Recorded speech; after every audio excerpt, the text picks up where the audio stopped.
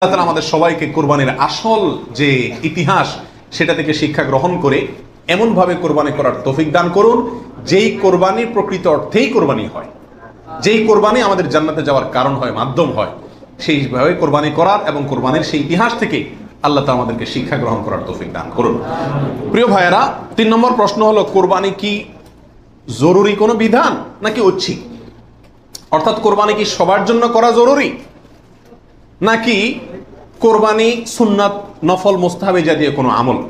তো এই বিষয়ে বলবো যে এই ক্ষেত্রে ওলামা একরামের দুটি প্রসিদ্ধ মত আছে।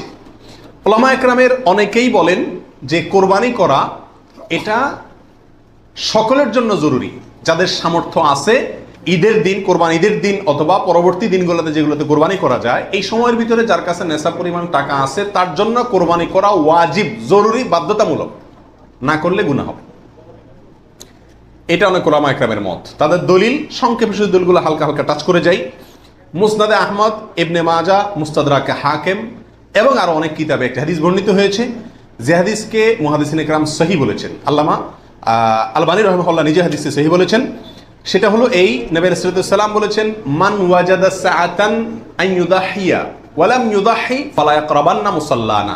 অর্থাৎ যে ব্যক্তি কোরবানি করার সামর্থ্য তার আছে, সক্ষমতা আছে, সচ্ছলতা আছে, সেই ব্যক্তি যদি কোরবানি না করে সে যেন আমাদের ঈদগাহে ঈদের নামাজ পড়তে না আসে। কোরবানি করার ইচ্ছা না রাখলে সেজন্য ঈদের নামাজ পড়তে না আসে। এটা কিন্তু একটা সতর্কবাণী।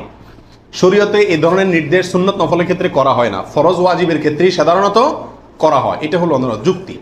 দ্বিতীয় দলিল হলো, এটাও মুস্তাদে আহমদে আসছে এবং হাফেজ ইবনে হাজার আল আসকালানী রাহিমাহুল্লাহ বিশ্ববিখ্যাত হাদিস ব্যাখ্যাতা, তিনি বলেছেন যে হাদিসটি বিশুদ্ধ। নবী সাল্লাল্লাহু আলাইহি ওয়াসাল্লাম বলেছেন, ইয়া আইয়ুহান নাস, হে লোক সকল, ইন্না আলা কুল্লি আহলি বাইতিন উদহাইয়াতুন ওয়া আতিরাতুন, নিশ্চয়ই প্রত্যেক পরিবারের লোকের উপরে, প্রত্যেক পরিবারের উপরে একটি করে কোরবানি এবং আতিরা, এটা ওয়াজিব। আতিরা হলো রজব মাসে যে পশুটি জবাই করা হয়, সেটা একসময় ওয়াজিব ছিল, পরে এটা রহিত হয়ে গেছে।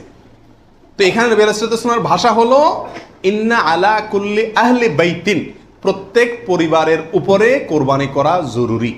জরুরি, আলা এই শব্দটি জরুরি অর্থ বোঝানোর জন্যই আসে। এটিও বিশুদ্ধ হাদিস। তাহলে আরো অনেকগুলো হাদিস আছে এই জাতীয়, যে হাদিসগুলোর আলোকে ওলামা ইকরামের একটা অংশ বলেন যে এই কোরবানি ওয়াজিব। ইমাম আজম আবু হানিফা রাহিমাহুল্লাহর মত এটা। এর বিপরীতে অনেক ওলামা ইকরাম বলেন কোরবানি করা ওয়াজিব নয়, এটা সুন্নাতে মুআক্কাদা। সুন্নাতে মুআক্কাদা মানে কি?